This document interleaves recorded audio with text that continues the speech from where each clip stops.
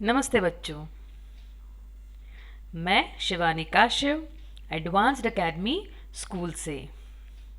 तो चलिए, आज मैं आपको एक अच्छी बात सुनाने जा रही हूँ। एक बात पते की, आओ सुनाऊं।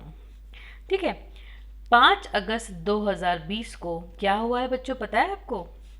5 अगस्त 2020 को एक नए युग की शुरुआत हुई, जिसमें प्रभु श्री राम जिनके राज्य में मिला सबको न्याय। कलयुग में न्याय के लिए भगवान को स्वयं न्यायालय की शरण लेनी पड़ी थी। साल दर साल गुजरते गए, सालों केस चलता रहा और आखिरकार सत्य की ही जीत हुई। लंबी लड़ाई के बाद स्वतंत्र भारत के इतिहास का सबसे ऐतिहासिक स्वर्णिम क्षण आ गया। देश में खुशहाली का यह त्योहार है। रामलला के दिव्य मंदिर का निर्माण है। दीप ज्योति मनमोहक रोशनी की उज्ज्वलता से स्वागत हम करते हैं। चलो मिलकर हम भी दीप जलाते हैं। दीपावली से पहले एक और दीपोत्सव मनाते हैं। सत्यमेव जयते। जो सत्य है वो टिकेगा, जो असत्य है वो मिटेगा। तो बच्चों, आप सब लोगों के लिए जानना जरूरी है कि हमारे रामलला का दिव्य मंदिर का निर्माण 5 अगस्त 2020 को हुआ। ठीक है, चलिए अब हम शुरू करते हैं कक्षा 5 पाठ 3 शब्द रचना। तो बच्चों, पाठ के नाम से ही समझ में आ रहा है हमें शब्द रचना, हमें शब्दों की रचना करनी है। ठीक है, आओ मिलकर शब्द बनाएं, अपनी भाषा का ज्ञान बढ़ाएं, रूढ़ यौगिक योग रूढ़ बनाएं, विकारी अविकारी से शब्दों का कोश बनाएं। ठीक है, तो बच्चों जैसा कि मैंने कहा, पिछली कक्षाओं में हम शब्द समझ चुके हैं कि कैसे बनाए जाते हैं। हमने ये भी पढ़ा है कि वर्णों के सार्थक मेल से ही शब्द बनते हैं। जैसे सूरज, सूरज जिसका अर्थ भी है, लेकिन क्या जरसू का कोई अर्थ है? नहीं है। ठीक है, तो ऐसे हमें शब्द बनाने हैं जिनका कोई अर्थ होता है। ठीक है, उन्हें हम कहते हैं सार्थक शब्द। बच्चों, कई बार हमारे साथ ऐसा होता है कि हम लोग एक फ्लो में, एक मतलब हमारे बातों बातों में कई बार ऐसे शब्द बोल जाते हैं, जैसे पानी वानी नहीं आ रहा है ना। तो पानी के तो अर्थ मुझे पता है ना, लेकिन वाणी का कोई अर्थ पता है क्या? वाणी का कुछ अर्थ होता है? वाणी का कोई अर्थ नहीं होता। इसी तरीके से गर्मी शर्मी बहुत हो रही है, तो गर्मी तो पता है हमें कि गर्मी हो रही है। शर्मी क्या होती है बेटा?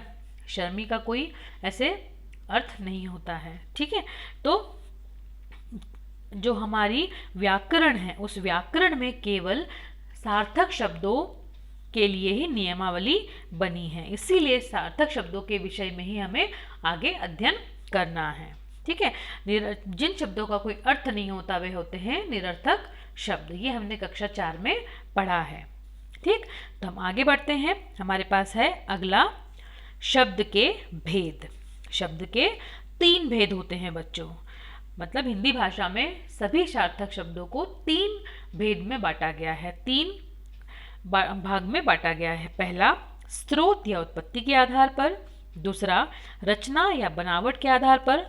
नंबर 3, प्रयोग या व्याकरण के आधार पर। ठीक है, चलिए हम अब पहला शुरू करते हैं, जो कि है स्रोत या उत्पत्ति के आधार पर। ठीक है, तो पहला क्या है हमारा? स्रोत या उत्पत्ति के आधार पर। जैसे कि हमें समझ में आ रहा है, स्रोत मतलब उसका ओरिजिन है ना, जहाँ से वो जन्मा है।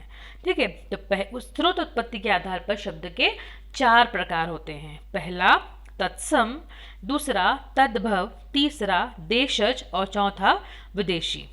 ठीक है, तो पहला है तत्सम।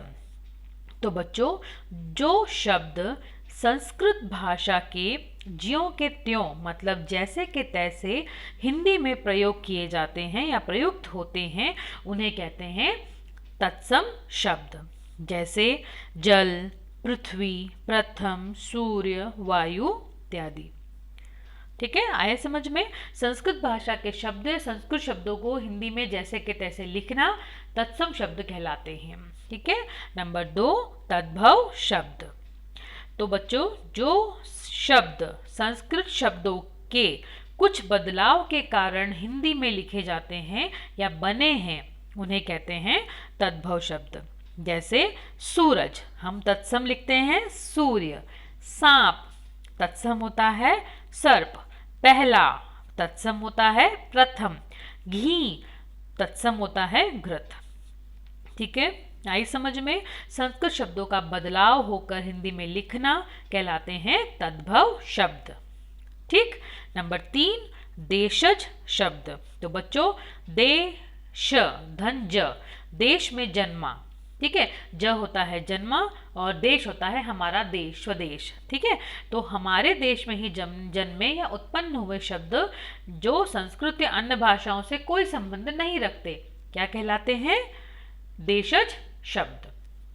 ठीक है, जैसे पेट, कलाई, खिड़की, पगड़ी, गाड़ी, जूता आदि। ठीक है, चलिए नंबर 4, विदेशी।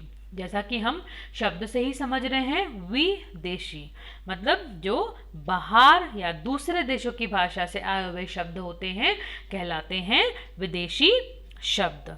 इन्हें हम आगत शब्द भी कहते हैं। तो पहला है अमीर, रेडियो, स्कूल, स्टेशन, टेलीविजन, बंदूक इत्यादि। ठीक है, मुझे लगता है आप लोगों को ये पहला वाला भाग समझ में आया होगा। ठीक है, हम आगे बढ़ते हैं। नंबर 2 पर है हमारा रचना या बनावट के आधार पर शब्द।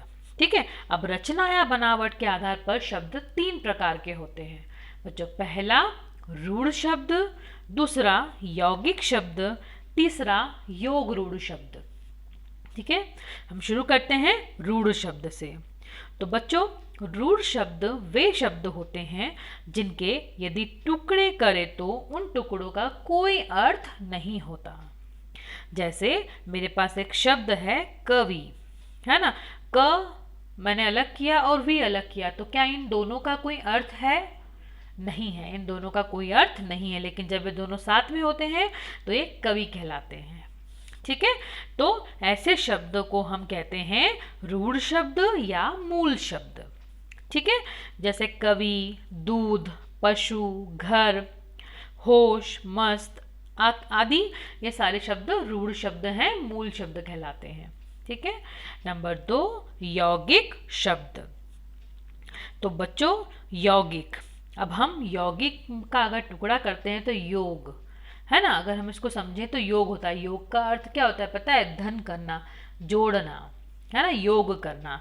तो इसके शब्द से ही समझ में आ रहा है हमें कि 2 या 2 से अधिक शब्दों के योग से बने हुए शब्दों को हम कहते हैं यौगिक शब्द। ठीक है, जैसे पाठ धनशाला, पाठशाला, दूध धन वाला, दूध वाला, चिड़िया धन घर, चिड़ियाघर। ठीक है, तो ये सारे शब्द क्या कहलाते हैं? यौगिक शब्द। आई समझ में? आगे बढ़ते हैं। नंबर 3 योग रूढ़ शब्द। ठीक है, अब इसमें फिर से योग शब्द है, तो लेकिन इसमें क्या है कि 2 या 2 से अधिक शब्दों के मेल से बनते जरूर हैं ये शब्द, लेकिन इन शब्दों का एक विशेष अर्थ होता है। ठीक है, ये शब्द एक अलग ही अर्थ देकर जाते हैं हमें, इसीलिए कहलाते हैं योग रूढ़ शब्द। ठीक है, जैसे हिम धन आलय। हिम धन आलय मतलब हिम का अर्थ होता है बर्फ और आलय का अर्थ होता है घर। तो ये क्या बर्फ का घर? नहीं, इसका अर्थ हो जाएगा हिमालय। हिमालय एक पर्वत का नाम है, हिमालय एक श्रेणी का नाम है। ठीक है, जैसे दशानन, दशानन हम रावण को कहते हैं। नीलकंठ हम शंकर भगवान जी को कहते हैं। मुरलीधर हम श्री कृष्ण भगवान को कहते हैं। ठीक है, तो ये वे शब्द हैं जो जुड़कर आपस में एक विशेष अर्थ देकर जाते हैं। ठीक है, चलिए आगे बढ़ते हैं। नंबर 3 और आखिरी हमारे पास है प्रयोग या व्याकरण के आधार पर शब्द जो होते हैं वो 2 प्रकार के होते हैं। ठीक है, विकारी शब्द और अविकारी शब्द। तो बच्चों, ये जो विकारी शब्द हैं, ये विकारी शब्द हमें बहुत काम आते हैं। अविकारी भी काम आते हैं, लेकिन समझते हैं हमें कि कैसे काम आते हैं। ठीक है, देखिए विकारी शब्द, जिन शब्दों का रूप उनके प्रयोग के कारण बदलता रहता है उन्हें हम कहते हैं विकारी शब्द। और किन के कारण बदलता है? संज्ञा, सर्वनाम, विशेषण तथा क्रिया, ये सब विकारी शब्द होते हैं। क्यों? क्योंकि लिंग वचन काल इन सभी के कारण इनका जो रूप होता है वह बदलता रहता है।